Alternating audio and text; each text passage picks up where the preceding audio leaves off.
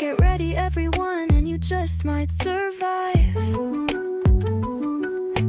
Ruben and Jason are here with their X-Men deep dive.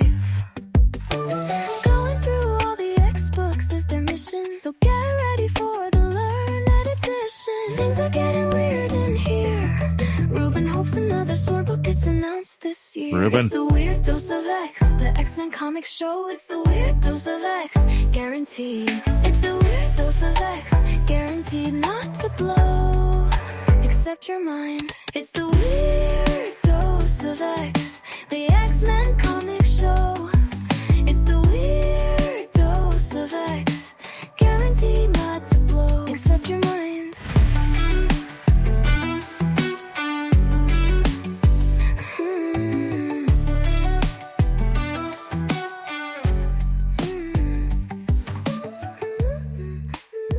Welcome, all you weirdos, lovers of stuffed unicorns, and everyone who's only here for the leftover turkey recipes. It is time to receive your 177th Weird Dose of X, the mutant member of your Weird Science podcast family. I am your techno-inorganic host, Jason, broadcasting to you as always from the Wrong Turn studio perched high atop stately Weird Science Manor. And joining me is the other half of my soul, who is currently in service to a neighboring demon. It's my pal, Ruben. Hey, Ruben, how the heck are you? Good, how are you? Doing all right. Happy Cyber Monday to you. It is Cyber Monday as we record. Is Cyber Monday still a thing? People still say that? Yeah, I don't know. I'm just always buying things around the clock, so I don't have a good strategy for hunting for sales. It's funny because originally Cyber Monday was a thing because regular people didn't tend to have good internet at home. So it would be after the holiday weekend, you'd go into work, and instead of working, you'd buy stuff over your company internet connection. Yeah. So not really so much a thing. But hey, I still have sales in my inbox saying, oh, shop for Cyber Monday. How was your Thanksgiving? You guys went out for dinner, I believe, right? Yeah, we went up to Bellingham and stayed with the in-laws, and I drugged my sister up there. It was good. We had a very large family gathering. One of my wife's cousins was back from the Naval Academy, and then right. You know, my little sister back from UW. So my wife and I were both laughing because we kind of overheard them confiding in each other with like boy problems. We're like, oh, they never talked to us about this. My wife's like, wait, we're the old people that are unrelatable. It happens. It happens to all of us. That's okay. Yeah, we had just the four of us here, just the wife and the two kids home from college. I made way too much turkey, and we had way too many desserts, as is our tradition. We did do a turkey trot this year. I think you said you did a turkey trot 5K kind of thing as well? It's coming up. Yeah, I haven't quite got there. I have been in training. But yeah, on I think the 14th. I need to get the actual date, but it's like 2 weeks from now. Ours was on Thanksgiving itself in the morning. Yeah. Hey, Ruben, I won my division. It's very exciting. Awesome. How many 50-year-olds were running? Well, the division was fat, middle-aged podcasters wearing Mets caps. So a pretty specific division, but I did win it. And my time was eventually. That's when I finished. That's where I'm going to get to. Like it's fine. It was just it was I don't know how it was a lot of people, probably a couple thousand people. It was a fun time, people in silly outfits and stuff. Mm-hmm. And of course now we're into the leftover season. So I made my the turkey pho that I make every year with the fish sauce and the cinnamon sticks and the star anise and really the best soup I make all year. I prefer the leftover soup to the turkey itself. That was good. And tonight I'm making turkey mole. So going from Vietnamese to Mexican. Love the leftovers. Yeah, nice. That is the one thing I guess you miss when you don't cook at home, right? Did you get to bring leftovers home with you, or did you leave all those behind? We leave them behind because it's just too much. Mm-hmm. It's like a 2-hour drive, and we don't want to deal with refrigeration. Yeah. So yeah, that could go quite badly. Yeah. Well, we have some books that are left over. I don't think we can call these books left. These are still fresh. These are still no salmonella on any of these books. We have 4 of them to talk about this week. We have Ex-Patriot X-Men number 2, Cloak or Dagger number 2, X-Vengers number 2, and Undeadpool number 2. These are the last books from the second month of the Age of Revelation. And I've been asking for some tighter continuity between the books, and this week we do get some. But the Infinity comic continues to give us backstory on magic, and magic's in Amazing X-Men, and also in other books. And we also have something very interesting developing between expatriate X-Men and Undeadpool of all things. So I'm kind of enjoying that. These books weren't all the greatest this week, but yeah, I think there's some cool things to talk about. Did you have a good time with this stuff?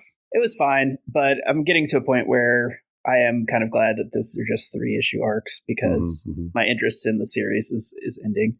I remain very interested in the core storyline, but when we hit these like side stories, I just start kind of rolling my eyes, checking the page count. Yeah, some of these, again, this just developing continuity between Expatriate and Undeadpool really has my attention. We'll certainly get into that. The only news this week has specifically to do with the Infinity comic, so let's just get right to that.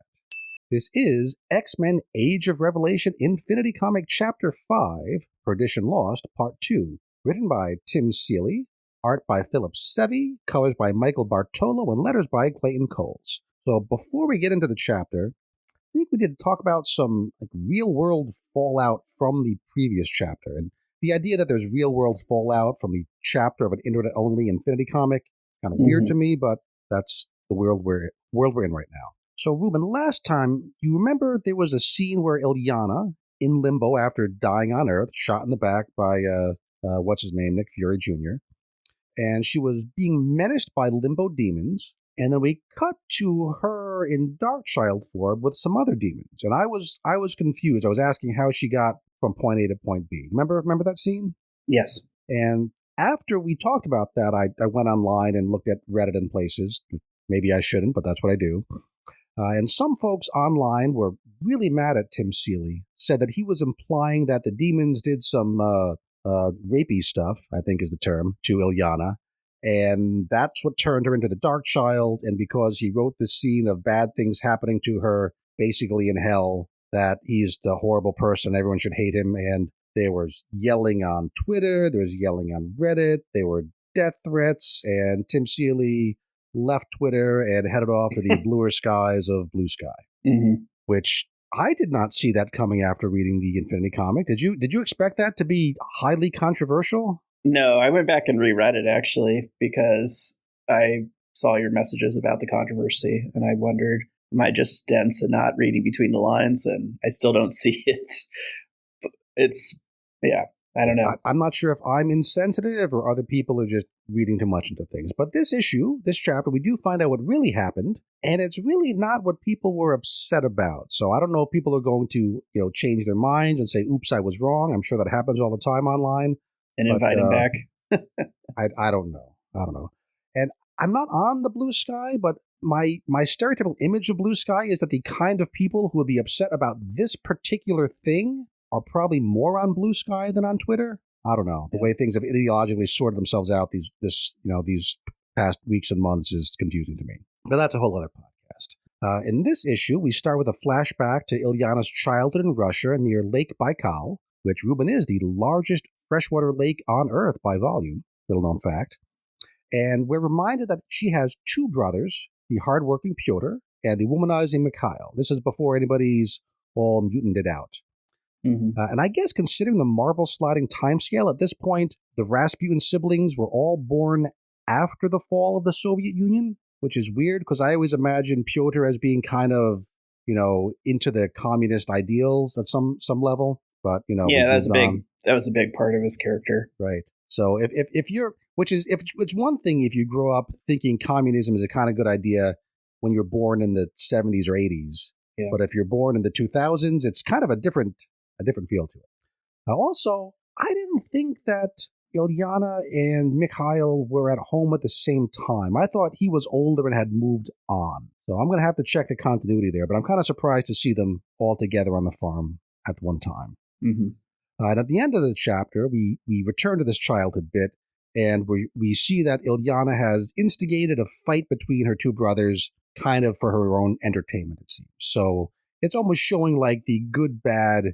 inherent in her from the very beginning, which I think is a reasonable way to do it, again, if the continuity holds up. So that was the past, and now in the present or alternate revelation future, however you want to look at it. And here's what really happened. She did not transform from looking like Illyana to looking like the Darkchild, like she does in the regular magic book when something kind of awful happens. She is two separate people now. She's split in half in Limbo, which I guess can happen in Limbo. I don't understand, but that's all right. I never understand Limbo. So Ilyana's soul belongs to the one-armed demon wizard Belasco, but the Darkchild's soul belongs to the demon warlord Sim. So two separate people. It's not really clear to me if they're communicating with each other, how much they know of each other's existence. I think Sim mentions to Darkchild that she was split off from Ilyana. I don't know who knows what. And now, just like between the brothers, Darkchild or Ilyana, or maybe the both of them, are trying to gin up a fight between the two demons. That's kind of a neat idea, and presumably this is going to result next chapter, I guess, in somehow Darkchild escaping Limbo, going back to the real world, and taking over Providence. Yeah. So I thought this was kind of a neat chapter. I think I'm really glad that we're getting some backstory to what the hell happened with Ilyana. I don't know that I understand why she's split into two chunks, but I think it kind of fits with what we're seeing of her in the real world. So I'm certainly looking forward to seeing what happens next. Anything you want to say about this Infinity chapter? No, it's yeah. I'm kind of bored with this story, but I don't know. I guess I didn't really need to see like how Darkchild got to Rhode Island. That wasn't a very interesting point of the Revelation story to me. I was fine with like she explained. I was fine with it, just like she died and then the Darkchild came back. She returned somehow, like the Emperor in Star Wars. Yeah, I just didn't need it spelled out, but that's fine. Okay, well, let's then move on to a book that's theoretically one of our flagship books, Ruben. This is Expatriate X-Men number 2 of 3, written by Eve L. Ewing, art by Francesco Martorino, colors by Raul Angulo, and letters by Ariana Mayer. So, Ruben, tell us all about these Expatriates. Yeah, and I'm going to need your help jumping in if there's things that you found interesting that I skip over, because I wasn't particularly interested in any of the books this week. So I'll try to give you a thorough deep dive on this, but I'll jump in when I feel it's appropriate. When you feel like I'm just glazing over it, just jump in. So we start out in the story with Bronze visiting somebody in an infirmary on their boat, and it's kept a little unclear for a few pages. And I think maybe they're trying to at first make you think it's Lyrebird, the prisoner they rescued from the humans, but after a few, I guess it's 3 pages, we get the reveal that it's Colossus, and for some strange reason, he is kind of rusting, and he has like a replacement arm. Yeah, we don't know what's up with him. I am glad to actually see him in the book this week, because last chapter or last issue of Expatriate, he was on the cover, but didn't appear in the text itself. Yeah. So yeah, it's not made at all clear what happened to him. He's rusty looking. He's weak. He's taking these pills that they're running out of. Yeah, his left hand has some clunky, almost like construction-looking machinery. Yeah. It's seeming like he can't leave metallic form, I guess. We don't see him leave metallic form, and I don't know how he would with that arm. I think it's kind of neat that Bronze is the one taking care of him, because, they have similar-ish powers with, turning metallic and doing stuff. Yeah, and she's calling him Uncle, and they talk about how they both miss Kate Pride. Mm-hmm. So it sounds kind of like maybe Kitty Pryde was part of the Blue Dashers at some point in the past. Well, they both have real deep connections to Kitty in their own backstories, right? Piotr and Kitty were an item for a long time. Well, not a long time, but definitely an item. Yeah. And Bronze is, was a follower of Kitty during the whole initial run of her character. So I think they have that in common. I think it certainly makes sense. Yep. He calls her Tristachka, which is just like Trista, but like a nickname at the end. Bronza, which is just Russian for bronze. So yeah, I think this is intriguing, and I want to know what's going to happen, because clearly there's going to be some kind of reveal. I certainly hope. So this was a nice little character moment to kind of get us back into this world. I thought it was a pretty good scene. So we cut to another scene, which I guess is a parallel scene, and here we have Lyrebird talking to Melee, and this part's kind of weird because out of the blue, he just tries to kiss her, and she's like not into it. Well, it's not really clear what happened before this scene starts, because at the beginning, she's almost like fixing her uniform, and they're kind of talking. She says, "I should have left 10 minutes ago." And he says, "Oh, yeah, time flies when you're..." and she cuts him off and says, "Oh, just having a cup of tea." So exactly what we didn't see. So you're saying there might have been left something. vague. Yeah. Yeah. I'm a dummy. I didn't even notice that she was adjusting the strap. I'm like, whatever. So could have been something. Could have been a little romantic moment. Could have been just friendly chit chat. But there is definitely something happened in the last 10 minutes we don't get to see. Yeah. So maybe they have kind of a secret relationship, but they are interrupted, and I don't even know exactly what it is. The ship shakes or something, and she basically goes on deck, and she sees this band of ruffians kind of, I guess, talking about refueling their ship, but they plug in before she's like negotiated the rate for the fuel, which upsets her because she knows they're gonna extort her for too much. It's a gang and an extortion racket. It's kind of like, it's almost reminds me of like the old squeegee guys, where they would, first they would squeegee your windshield and they would demand money and say, "Oh, I already did the service. You owe me the money."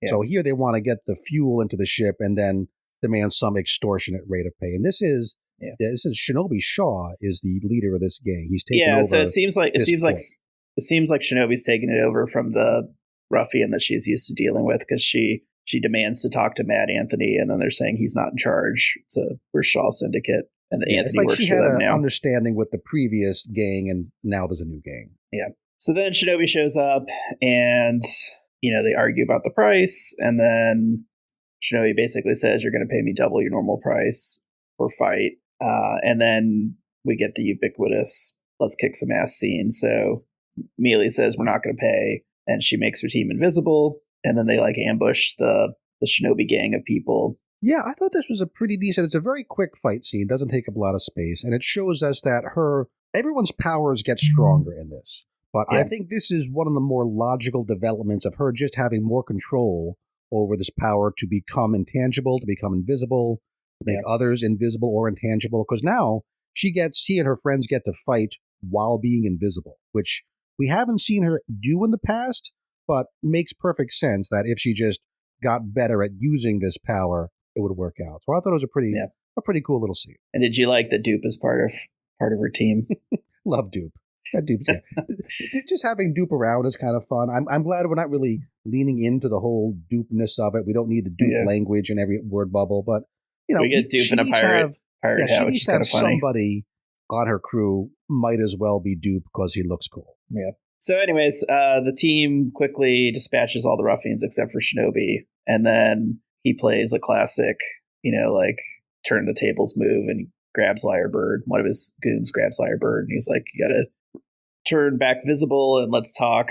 And before they kind of reach an agreement, Lyrebird turns into a blazing inferno and torches the guy. I think it's fun that Shaw thinks that, "Oh, I have a hostage. You have to deal with me now." And Melee is just, whatever. He's not with me. Go ahead and kill him. Yeah. Which is interesting because we don't know what happened between them. And also we know that there's different motivations on this team. This team, what do they call themselves? The Blue Dashers, right? Blue Dashers, yeah. Yeah, they were hired by Mystique to get Lyrebird and bring him to Providence, to the Dark Child. We also know that Melee had a secret side agreement with an unknown figure to not bring him to Magic. Yeah. So we don't know what that is either. So, I mean, it could be that if she just lets him die, then she wins both ways because, they can't bring him to Providence anymore. Yeah. And also is then revealed that he has this hidden secondary mutation power of just overwhelming fire. He could escape on his own. So he gets away from Shinobi, and they get away from... He has Phoenix Force powers. Oh. Not really, but it definitely looks like it. He turns in flames. It's drawn kind of Phoenix-y, but probably not quite. So does he burn Shinobi to death? I don't know. No, I think he torches the guy that's holding him, which is another random goon, and then Shinobi jumps into the water to get away from the inferno. Yeah, they're wearing masks, which confused me. So he torches another guy who has the same kind of hairstyle as Shinobi, but Shinobi does get away. Yeah, and then he says this isn't over, pirate scum, and they finish refueling and basically are like, we got to get out of here. Right. We also get a line of, would he really need to be rescued if he could have done this to get himself loose? So so they start asking a lot of questions about what's really going on here. Yeah, exactly. So they start asking that question, and then the rest of the team starts debating, like, hey, if this guy is lying about his powers and the fact that he needed rescuing, like, should we really be taking him back to the flotilla? Right. Because he might be a secret agent of somebody. And so they take a vote about They what to do. do. Yeah. Interestingly, Miss Marvel's the one that calls him a rat, which, if you're going to say like character development, that's very different. Like, she's the sort of trust everybody person. Yeah, she's so much more cynical in current this time. timeline, which I kind of like, because I'm tired of her being the always, everything's going to work out. Let's all just be together as a team and gung-ho. And she's been through some crap, and it's changed her, and that's kind of interesting. Yeah. So he lights up and says, I'm not a spy. Like, who would I be a mole for? And then Bronze intervenes and grabs him, is like pulling him down. They speculate it might be like the U.S. government. And then I guess they take a vote and it's like 50-50. And then... Right. It's for wanting to leave him behind, it's Melee and Ms. Marvel. Yeah. And for team, no, we need to bring him to Darkchild. That'll be Bronze and Rift. So that's when it's kind of at a stalemate. Also, Trista says, I wish Axo was here, which Axo could probably be kind of a truth detector. Yeah. If he was here. But also, we don't know what's up with him, if he's dead or just somewhere else. So I thought it was a fun little intriguing line to have Trista say, oh, I wish Axo was here. Yeah. So how do they break this tie, Ruben? At a stalemate. Well, Mealy pretty much just makes a decision. She decides to do what she wants. Oh, sorry. Colossus comes out, right? Yes. First we get Colossus walk in. So he's a member of the team, even though he's not really active right now because of whatever the hell's going on with him. So by voting, he votes we need to bring him to Darkchild like we said we would. Yeah. But this is when Melee kind of panics. She doesn't want this to happen. Yeah, so she just phases him through the floor? Yes, and it seems that he is cool with this, right? Because at first I wasn't sure does he want to go to Providence? And I think he does not want to go to Providence. I think he wants to be left behind. So maybe the person that Melee has a secret deal with could just be Lyrebird. Interesting. Or someone in league with Lyrebird. Because I think he wanted to escape, but he didn't want to go to Providence, is what I'm thinking. So he's now down below the boat. And so he's going to swim off on his own, I suppose. But Ms. Marvel, she's not going to let that happen. And she does her embiggening thing, and she goes down below the boat and grabs him. But then this is the part of the scene that really confused me, because I don't really know what's happening here. Yeah, I don't get it at all. So basically, Lyrebird's sinking. The big hand reaches from the deck of the boat down, grabs him, and then he touches the ground, and it sounds like he's touching metal or something. And then suddenly Miss Marvel's in the water with him. So I guess she got pulled to him somehow. He bumps into something, and I can just kind of picturing, I think we just don't see the action. I think she embiggens her hand into the water, but then she shrinks herself to her hand. So yeah, that makes no sense. Why didn't she just pull him up? So I don't know, but she's stuck on, I think she got bumped into something. The art is not really making the action clear, unfortunately. We get one view of underneath the flotilla with all this glowy Kirby tech looking stuff. And I can't tell if this is just the bottom of the boats have this technology on them, or are there other vessels secretly in the water with them that some people knew about and some people didn't know about? Very unclear, but extremely Ms. Marvel unclear. Later on calls it 3K technology, which I didn't recognize that as 3K technology. Exactly. I was like, how would you come to that conclusion? I mean, stuff has happened in the past 10 years we don't know about, so it must be something in that missing decade. Yeah. But yeah, I wish this bit was a little more clear, because I don't think we're supposed to know who's in on it. Melee appears to be in on it. She's not surprised at the technology. Ms. Marvel is surprised at the technology. So really curious what's going on here. Yeah, so after they see the boat and the 3K tech, Miss Marvel just drags Lyrebird out of the water, and then Melee tells Rift that he needs to get the boat out into Providence, I guess. Yep. And has he been teleporting these unknown vessels as well? Or I guess he must be in on it, whatever this is. He must be in on it. I'm going to say the other vessels are just at this dock where Shinobi's crew is at. Because I don't think I don't think Melee teleports, Rift. I don't think Rift teleports the entire flotilla. Well, when we do get the the post-teleportation scene, there are some other vessels around the one there. Are there? So Maybe There's it's a just the few of 3 them. boats. Yeah, Maybe it was Shinobi's base was 3K, and that's what we see. Anyways, it's really unclear. I don't think so. I think because Ms. Marvel says it's 3K Tech. 3K Tech is powering this flotilla, all of it, the whole thing. So she is clearly stunned that they appear to be in league with 3K. Now, I'm happy to see 3K mentioned because I've been wondering what the hell happened to them in this timeline. Because they're getting the blame for the virus that we know they didn't really loose. So where are they? Apparently they're working with the expatriate X-Men, the Blue Dashers, which is kind of cool. Yeah. So anyways, but we do jump to Providence, or the Providence Bay. They're in Providence, and they get hit with an inferno of meteorites, I guess. And then you see this big demon thing. Giant kaiju fire demon monster, yeah. Yeah. So that's where we end, with a screaming, we're under attack. Yeah, so I'm going to guess that in the beginning scene of next issue, we'll say, oh, you're not invading Providence, you're here to deliver Lyrebird. And I'm thinking this fight scene's going to end pretty quickly. Maybe, maybe not. Yeah. I wish the ending was clearer. The whole 3K bit, the whole what's going on in Providence bit, which is obviously supposed to be a cliffhanger, it's supposed to be unresolved. Yeah. But yeah, other than that confusion, I like the characters. I like the dialogue. I like the hints of other things that have gone on in the past 10 years. So I enjoyed this issue pretty much. I'm going to give this I'm going to go all the way to 8 out of 10. I think it's pretty good. Holy man. I know you're way under me, but. Yeah, I will say this. When I read this, I forgot that Melee had a secret other contact.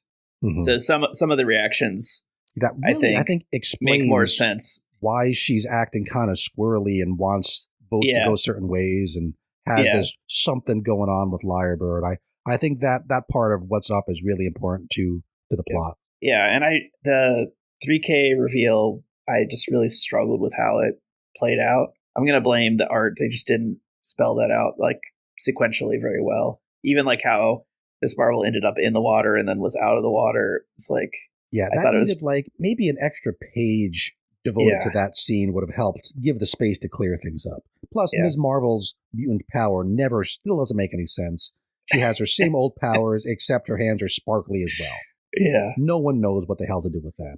I can't blame can't blame E-Viewing or the artist for that because no one knows what the hell it is. She's just a mutant, and there it is. I especially like that, like, the hand goes down and then it gets sparkly. I'm like, okay, good, you're doing your sparkle thing.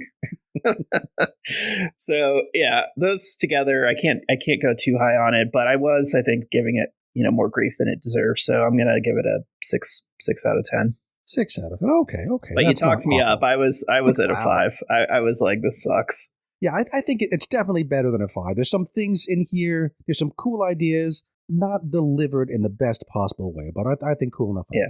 The one thing we didn't mention is you talked about the continuity piece and how they reference each other. So there's a comment about how, the Blue Dashers haven't really been on the same page since they were attacked by Deadpool. And they mentioned Fearless specifically. Oh, yeah. Sorry, Fearless. Yeah. Who's with Deadpool? Fearless is that girl with some kind of modest psychic type powers who we saw show up in Undeadpool in the first issue of that chapter, that story. So yeah, we have some growing continuity, and let's turn to Undeadpool now and talk about the other side of that. This is Undeadpool number 2 of 3, written by Tim Seeley, art by Carlos Magno, colors by Guru Effects, letters by Joe Sabino. So issue number 1 was a slasher movie starring Deadpool as Michael Myers. Now that Wade has consumed enough mutant energy to allow him to be back in control of his own body, he's trying to help the one remaining member of the Alpha Warriors, the only one of them that he hasn't eaten, and this is Fearless, and she wants to go join up with the Expatriate X-Men. Deadpool even calls them the Expatriate X-Men, which is not an in-universe name for the team. They're the Blue Dashers, but he's Deadpool, so he can use the fourth wall breaking term. So I think that was kind of fun. And this issue definitely takes place before Expatriate X-Men. So whatever they're mad at Fearless about in Expatriate hasn't happened yet here. This issue is broken up into 3 chunks. First, Deadpool and Fearless have a bit of fun together. Then Fearless spills some of her backstory. Finally, we have a chase/fight scene. And finally, a brief epilogue setting up the final issue. So first, the fun. We get a bit of recap, I think is told pretty well, of what happened in the first issue. And then Deadpool takes Fearless to a Christmas-themed theme park in Santa Claus, Indiana. Yeah, that's weird. Which is a real place. I wasn't sure how much a blind person, because Fearless is blind, she's kind of like, what's his name, Daredevil, the man without fear. I wasn't quite sure how much a blind person would get out of a decrepit ruins of a theme park, but Deadpool does build her like a ball pit out of hundreds of stuffed animals and tosses her into that. Thought that was kind of cute. This is where Deadpool finds himself a stuffed unicorn. Ruben, is there an origin story for why Deadpool loves unicorns, or is it just one more wacky thing like Golden Girls and unicorns? Those just seem to be his favorites, and chimichangas. Yeah, that's a good question. I actually don't like Deadpool very much, so I have no information on him. He's not one of my favorites, but I like Tim Seeley's voice for him here. It really rides the line between funny and tragic, right? Yeah. So I think he doesn't go into the full-out wackiness, but he also has these jokes kind of coming out of these awful experiences he's had. So after the theme park play, they roast what, they don't call them Twinkies, but these are definitely Twinkies that they are cooking over a campfire. So they start swapping stories, and this is when Fearless tells us the origin of the Alpha Warriors. So these 4 kids grew up together in Carrierville, which is a place we've seen in Jed McKay's story. I think the Overture or the Zero issue, I forget. They were all selected for a special program because of their mutations, but they washed out of the program because they were, quote, deemed inflexible, meaning they likely wouldn't have gone along with all the weird bad crap that Revelation wanted them to do. Like Quentin Quire, flexible. These kids, inflexible. Mm-hmm. I'm not quite sure why Dougie couldn't have just commanded them to be more flexible, but I guess it'd be boring if he just solved all of his problems by this whole Word of God stuff. So after washing out, these kids are even more disillusioned about Revelation, and they find, this is weird, they find a, quote, hidden stash of pictures and videos behind a church wall. Pictures and videos that depict pre-Age of Revelation heroes. I really want to know where this comes from, because it feels like it's a reference to something that we should have seen. Why would like who stashed all that stuff there? Yeah. Where did the stash come from? I kind of want to see the secret origin of that stash. So after seeing this, they decide they want to be heroes, and they call themselves the Alpha Warriors because they want to be the opposite of the Omega Kids, which I did not see that coming. I thought that was a pretty cool reveal. I mean, it makes perfect sense, but again, was a surprise. Did you think that was a fun? Did you get a little kick out of that? I did. I thought it was better than saying they were homaging Alpha Flight and New Warriors, as much as I liked that idea. Also, I'm just kind of glad to have another book talk about the existence of the Omega Kids, because we really haven't seen them show up in as many other books as they probably should have. Mm-hmm. Okay, now it's time for the action scene. Cable shows up, and he is all sorts of messed up. Not in his right mind. He's kind of like the equivalent in this issue of what Wade was in the first issue. He's so overwhelmed by the TO virus that he thinks he's back in the early 90s when Rob Liefeld took over the New Mutants, turned them into X-Force. Cable thinks that Fearless is a new mutant who needs his mentorship. So Cable wants to kill Deadpool because he thinks Deadpool is hired by a guy named Tolliver to kill him, Cable. Yep. Now, Ruben, are you up on the whole Tolliver story? I vaguely recall that this was part of their original Deadpool Cable interaction. This is a lovely tangled mess of 90s continuity. So in the 90s, this guy Tolliver did hire Deadpool to kill Cable. Tolliver was really Tyler Dayspring. Tyler Dayspring is the son of Cable, so the grandson of Cyclops and Madeline. Tyler had been kidnapped by Strife, another version of Cable, corrupted to hate his father. All manner of time travel shenanigans, retcons ensued. No wonder Cable is confused. Deadpool's confused. Everybody's confused. Nobody understands Tolliver.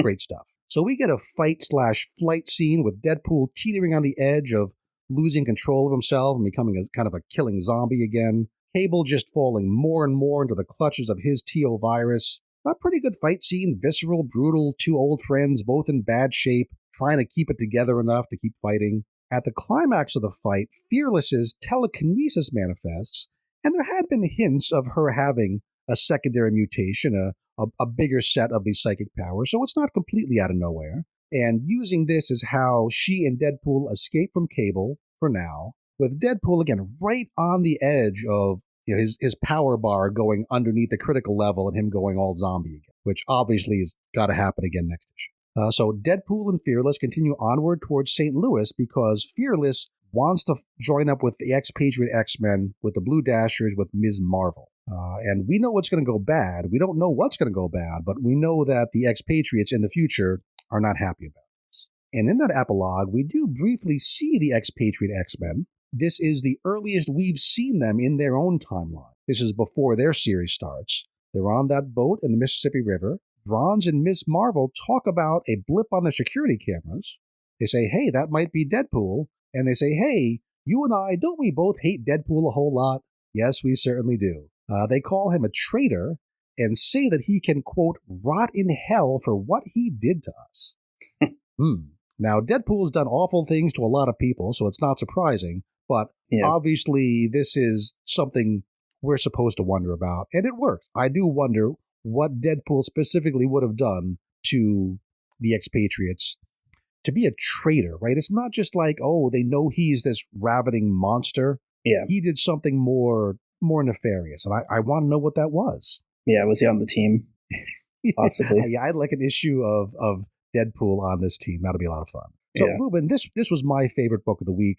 Really like how Tim Seeley writes Deadpool's voice. Wouldn't mind him having the Deadpool ongoing sometime in the future. I like this concept of, it's him trying to get this kid to where she wants to go, even though he's eaten all her friends. It's kind of a gross, disgusting, yet heartwarming Deadpool kind of a plot line. Seeley is going to be writing Inglorious X-Force after this event, so this raises my hopes for that book as well. I laughed at the jokes. I laughed at the reveals. I think the art is kind of cool and gory in a good Deadpool kind of way. Deadpool calls Cable a walking Cybertruck. I thought that was funny because he's kind of shaped like a Cybertruck, or I guess maybe a Cybertruck is shaped like Cable. Cable would drive a Cybertruck, right? You could definitely see him doing that. So no one's going to like this book as much as I do. I understand that. This feels like it was kind of written for me. Thank you, Tim Seeley. I appreciate it. I would let you know on Twitter if you were still on Twitter, but you're not, and I'm not on Blue Sky. So somebody tells Tim Seeley I like his book. I'm going to give this an 8.5 out of 10. One of the better books. This is one of the best books of the event, which is crazy to me. I agree, yeah. As much as I'm not a huge Deadpool fan, I think the voice is pretty good, and the actions make sense for the character. And I do want to see what happens when they work with the Expatriates, because obviously it's not good.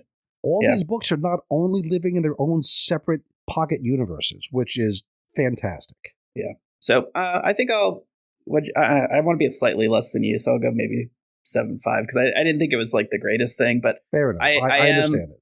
I am looking forward to the book coming out of this event and having this writer do it with. I particularly like the fact that there was a well-handled callback to past continuity that felt natural and also made it feel like the writer actually knew this character and his history.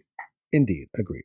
Okay, so let's leave Deadpool behind for now and move on to Cloak or Dagger, number 2 of 3, written by Justina Ireland, art by Lorenzo Tometa, colors by Andrew Dalhouse, letters by Joe Caramagna. So, in overview, this is a pretty straightforward middle issue. There are a few specific moments that kind of confuse me. So, in Cloak or Dagger, this book, the U.S. military are the good guys, protecting humans from the nefarious depredations of Dougie and friends. Which, I don't think it's inconsistent. I think it just makes sense that different books have different points of view on the United States, on humanity, on who the good guys and bad guys are. So I think that's fine. Cloak and Dagger are working with a task force of humans, and I think some of their partners are mutants. Not super clear. The gimmick here is that due to X-Virus shenanigans, Dagger and Cloak cannot be together in the same place. Why not? Why not? Don't cross the streams. Why? It would be bad. It would be bad. This is very much Ghostbusters. Yeah. We're not told. And just like in Ghostbusters, obviously at the end, you got to cross the streams. That is what we're being set up for.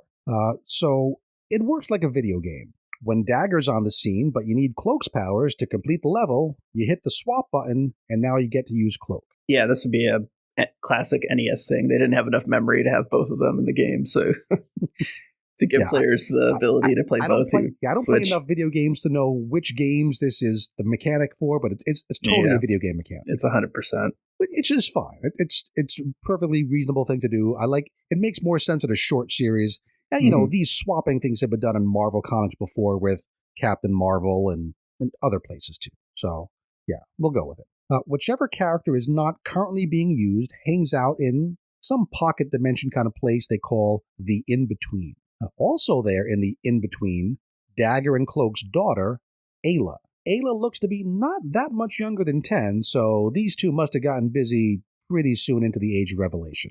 Mm-hmm.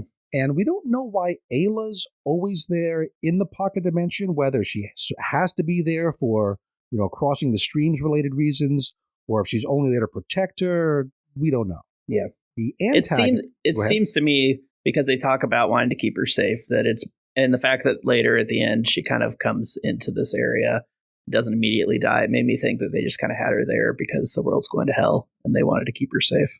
Could very well be. Yeah, we don't know, but that's a perfectly possible explanation. So the antagonists in this story are the Fenris twins, Andrea and Andreas, and they are forcibly kidnapping busloads of humans, dragging them into range of the X virus. Most of the humans die, but some percentage survive and become mutants, which, okay, we knew all that. But in this book, for a reason I cannot explain, all of the humans who become mutants immediately become fanatically loyal towards Fenris. Yeah. Why does that happen? Yeah.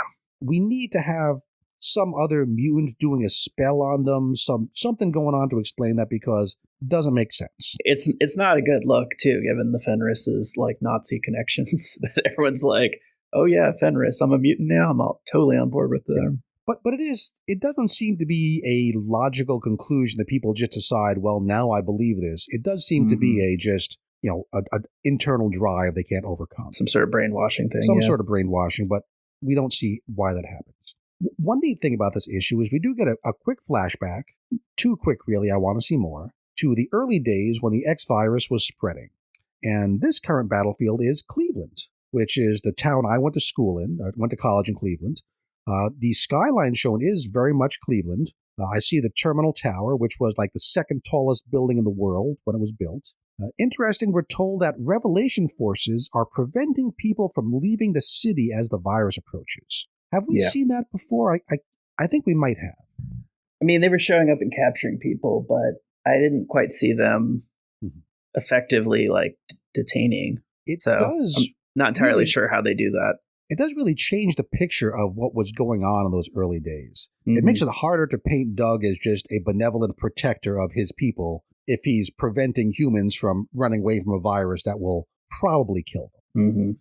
Also, my image of how the virus is spreading is kind of changing, because I was imagining it as just a slow, steady, always getting bigger and bigger and bigger. But now it seems like it was getting bigger a lot faster in the early days, because it's already at Cleveland in, I don't know, maybe less than a year into it. And at 10 years in, we're still not across the Mississippi. So maybe it was fast at first and now it's slow. Yeah. Maybe when we learn more about what the virus really is, maybe that'll make more sense. Or maybe every book is just making up their own thing. Who knows? So Cloak and Dagger are there in Cleveland, and instead of running away from the virus, they choose to stay behind and try to help the humans. Obviously, this must be when they get infected with the virus stuff themselves. Okay, so current day, we knew last issue one of their current teammates, human teammates, had caught the virus. He survived, and now he's like a gargoyle mutant. Unconscious, he's unconscious in the hospital,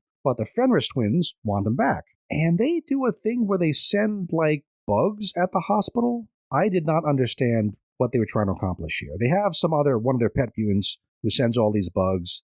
In story terms, what it does is it forces Cloak to swap out, Cloak to swap in, Dagger to swap out, because I guess he's better than her at squishing bugs. I don't get it. Also, the dialogue in the scene, very clunky. They use the word handle like 5 times in 2 pages. Cloak says, I will handle this. Then he says, at least bugs are easily handled. Then another character says, glad you handled that, Cloak. And another character says, "Did you handle that swarm?"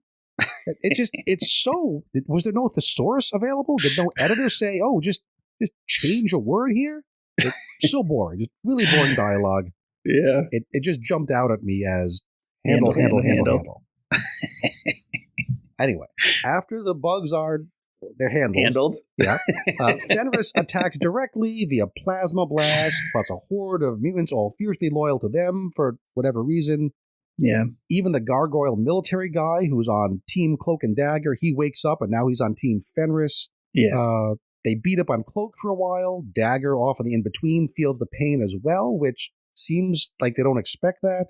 Mm-hmm. Cloak's powers are nerfed for no particular reason. He says, "Oh, I can't summon a single shadow. Their powers seem to weaken mine," which is not a thing that Fenris usually does, as far as I know. So it's just kind of out of nowhere because they don't want him to fight back. And at the last moment, Cloak forces her way into the scene, brings Ayla with her, which is cute. But that, you know what that means for next issue, Ruben? Total protonic reversal. Because that's what happens when you cross the streams. We don't want to do that. Don't cross the streams. Why? It would be bad. It'll be bad. So whatever bad thing's going to happen is, to no one's surprise, actually going to happen next issue. Yeah. And they said they had about a minute where they could be in the same space before things went poorly. So very hand-wavy. Maybe they'll succeed in a minute. Maybe. So, Ayla's cute. I like her. Like her teddy bear, which is dressed up as her dad with the cloak on. I think that's very, very cute. Mm-hmm. Other than that, this is not a story I'm so interested in.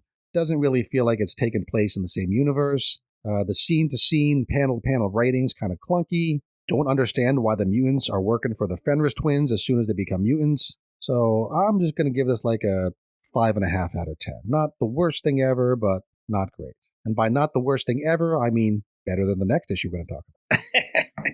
Foreshadowing. Yeah. I thought it was pretty garbage, so I'm going to give it a 4. I keep wondering, like, why Cloak and Dagger? Like, why are these point of view characters that we need to follow? And I guess the only thing is they just need to have comics with these characters to maintain their trademarks in them. I think every few years. I hear they're super popular in the video game. Are they? Okay. I hear Marvel Rivals is the Cloak and Dagger are super very popular characters. Okay, I maybe think that's probably why. Yeah, because I was just like, we haven't really seen them in anything substantial. They've been sort of backup characters every now and then. The last time I can remember them being around, it was in that. What was it? It was when Nightcrawler was Spider-Man, whatever that was called. Yeah, it was. Yeah, it was Uncanny Spider-Man. Spider-Man. Yeah, that was the last one. They popped up there, and I just like. I always think the character designs look cool, but they don't really do anything with them. And if their like main villain is the Fenris twins, that's pretty bad at this point. Mm-hmm. I mean, I'm not saying that's their actual main villain, but I can't even think of like who they would go up against. And I know they're just sort of like street level people that run into Daredevil and Spider-Man from time to time. But anyways, I agree. They're a cool concept for the characters. I don't know that they've ever really hit what you might consider their potential as characters. Yeah, but I guess people like them in the video game, so good for them. And that's why you get the comic. Maybe that's why people buy. I don't know if people are buying it or not, but that's what I hear. Yeah.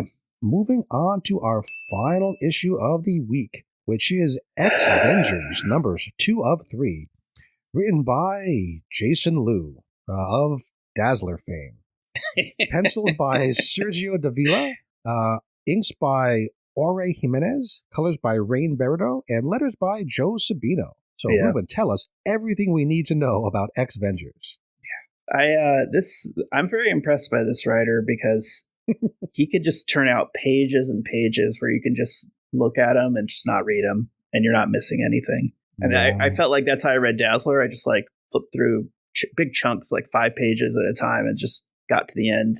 And that's how I approached this story. Like, I read it the first time, and then after that, I was like, I don't need to read this again.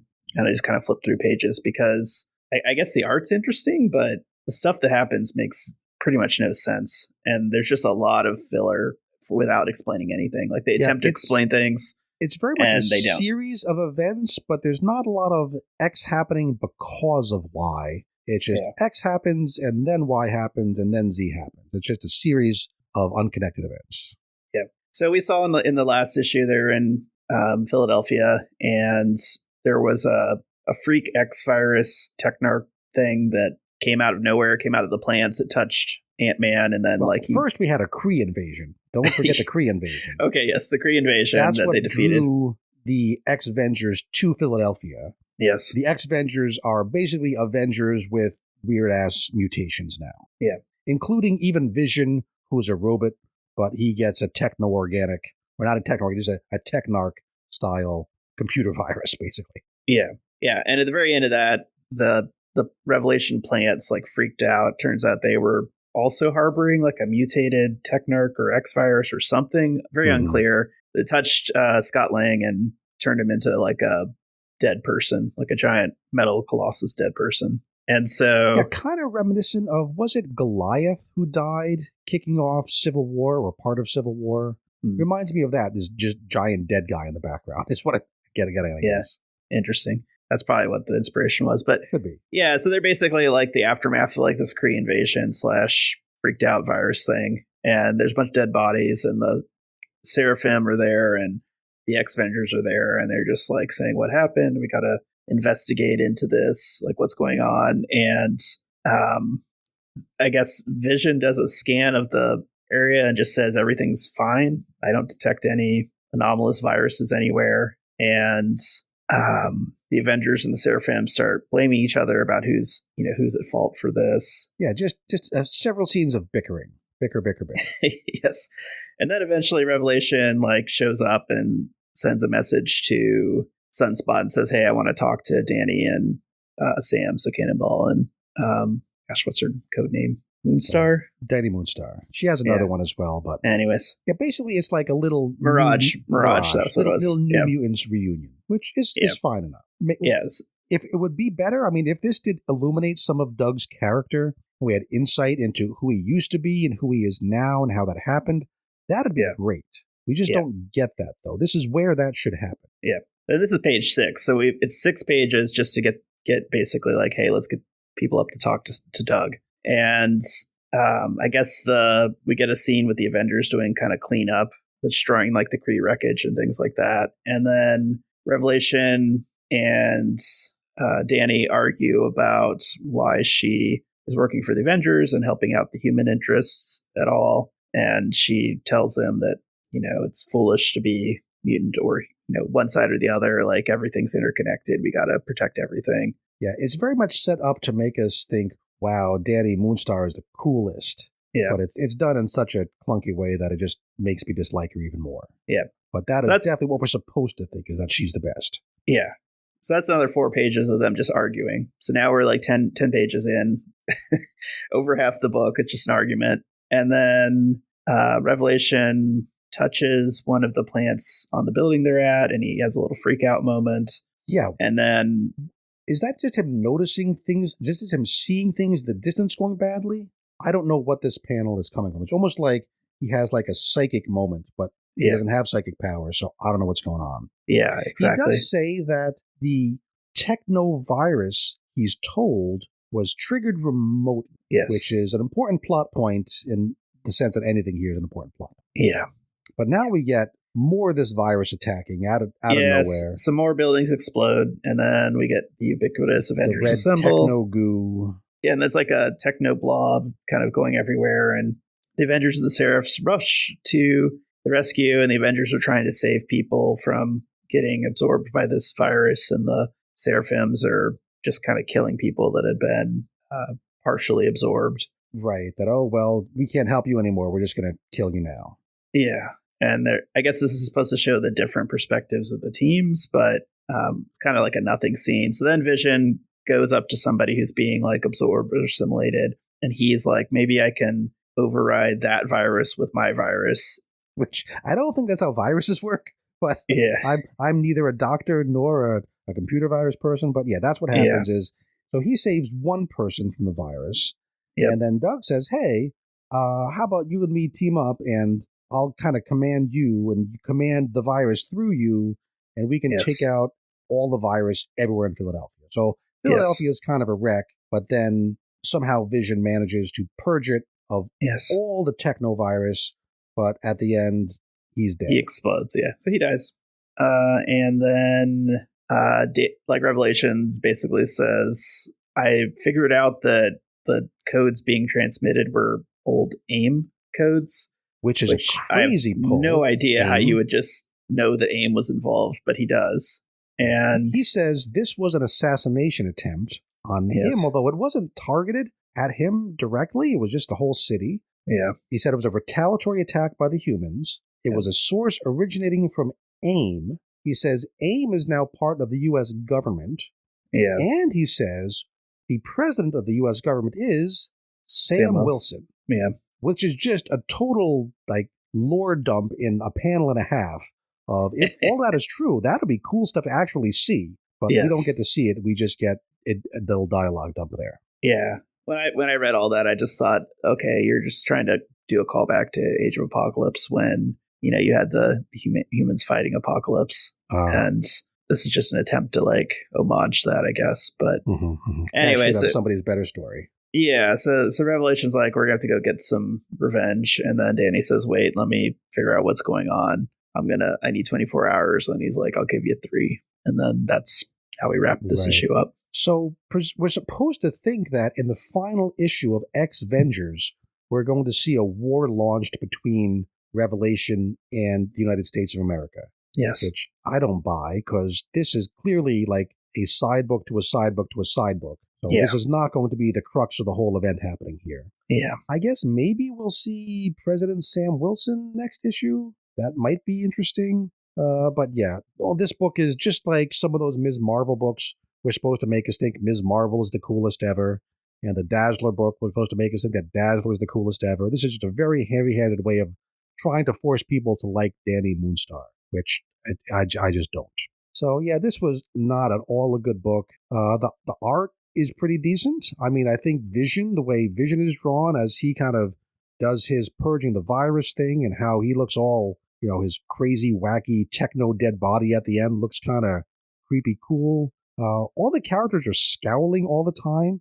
I blame that on the writing because they're all saying bickery things where they have to be scowling.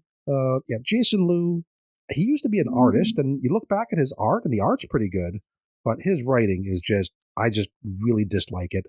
I find the voices to be awful, the plots don't make any sense, and stuff just happens. So I'm giving this a 3 out of 10, and hoping that issue number 3 gives us something interesting, but not really counting. Yeah. How about you? Yeah. I'm not going to just be under you for every issue, so I'll join you at a 3. But I didn't like this at all. I didn't even laugh at it. It wasn't like ridiculous fun. It was just a slog. That is a good description of it. So let's not slog on this issue any further. We have finished all the issues. We can get to go back to our Christmas shopping. Nice. Yeah. Next week, we have only 3 issues to talk about next week because Long Shots is delayed a week. So, oh well. Oh no. All of you who are looking forward to the conclusion of the Long Shots, you're going to have to wait another week. Yeah. But we do have Amazing X-Men number 3. Yeah, that's good. That's I'm looking forward to that. Some cool stuff. That's the Jed MacKay kind of main story. Yeah. We have Binary number 3. Maybe we'll find out what the hell's up with the Phoenix, etc. Yeah. I should have mentioned this when we talk about Magic in Limbo, because who's in charge of Limbo these days? Who is the queen? Is Madeline still the queen of Limbo? I mean, seems not to be the case. Not to be the case, but somebody's got to be in charge. Now, I wonder if that'll be mentioned. Probably not. Yeah. We do have Binary next week, and we also have Laura Kinney's Sabretooth number 3 next week. So we are into the concluding issues for all of these miniseries. Yeah. All the big finishes, if they were paying off to something, we'll be getting the payoffs. Yeah. As you mentioned all those stories, I'm like, the only one I'm really into is the Avengers. The Amazing X-Men, you mean? Or sorry, the Amazing X-Men, yeah. So I'm just kind of wondering, I've been wondering like how many, I knew there was going to be a percentage of these side stories that were unnecessary filler, but I'm starting to think maybe about a third of them were worth it and 2/3 were not, which is not great. I thought it was closer to 50-50, but there's kind of, I put them in 3 classes. There's the like good and necessary for the event kind of books, which are mostly the Jed MacKay books. Yeah. And then there's the not necessary, but still kind of good things like Undead Pool. Yeah. And then there's the just total nonsense thrown in to fill out the event kind of books like X-Vengers. Yeah. Now maybe we'll do a ranking coming up soon. Everybody likes rankings, right? Yeah. Yeah, it'd be fun to put all the books in those 3 buckets once we kind of read all of them. Sounds good. We'll plan on doing that.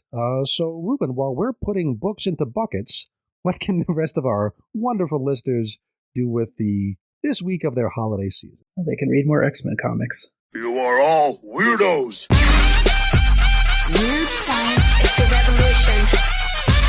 Weird science is the revolution. Right here on Weird Science.